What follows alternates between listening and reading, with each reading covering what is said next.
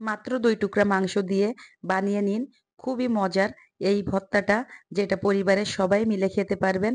আর এই ভর্তাটা এতটাই মজার, যেটা না বানালে বুঝবেন না। তো শুরুতেই দেখা যাক কি, কি লাগছে ভর্তা বানাতে। আমি নিয়েছি এখানে ২ টুকরা গরুর মাংস, কিছুটা কাঁচামরিচ আর কয়েকটা শুকনা মরিচ, আর নিয়েছি এখানে পেঁয়াজ আর রসুন আর একটু আদা।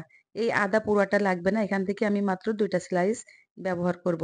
এবার মাংস টুকরাগুলো আমি এরকম কুচি, কুচি করে কেটে নিচ্ছি। আর যে চর্বির যে অংশটা সেটা আমি ফেলে দিচ্ছি।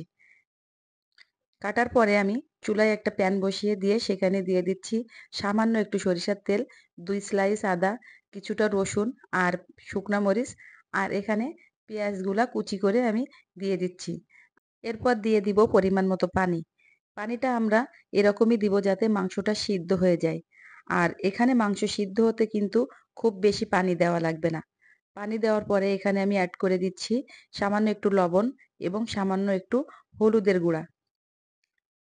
দিয়ে নাড়াচাড়া করে মিশিয়ে ঢাকনা দিয়ে জাল করব।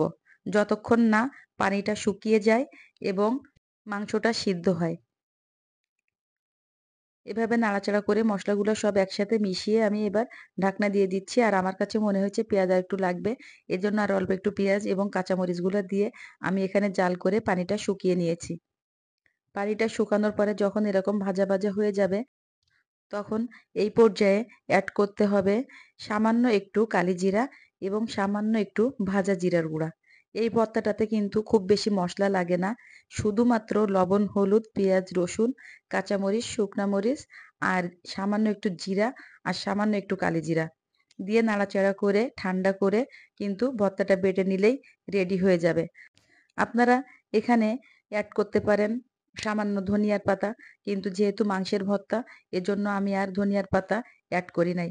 আমি ঠান্ডা করে ব্লেন্ডারের জারের ভিতরে নিয়ে আমি ভর্তাটা করে নিচ্ছি। আপনারা চাইলে এটা শিলপাটাতেও করতে পারেন। এবার আমি একটা বাটনার ভিতরে কয়েকটা শুকনো মরিচ টেলে নিয়েছি আর একটু লবণ দিয়ে শুকনো মরিচগুলা এভাবে ভেঙে নিচ্ছি আর সামান্য পেঁয়াজ দিয়ে আমি এভাবে ভর্তা করে নিচ্ছি। আর দিয়ে দিচ্ছি এবার মাংসের ভর্তাটা এবার হাতে মিক্সার করে নিয়েছি পেঁয়াজ এবং মরিচের সাথে। আর এবার এখানে অ্যাড করব সামান্য একটু সরিষার তেল। এভাবে পেঁয়াজ মরিচ দেওয়াটা কিন্তু সম্পূর্ণ অপশনাল। আপনারা চাইলে পরবর্তীতে এভাবে কাঁচা পেঁয়াজ দিতেও পারেন, নাও দিতে পারেন। কিন্তু লাস্ট মোমেন্টে সরিষার তেলটা দিলে কিন্তু খেতে আরো বেশি মজার হয়।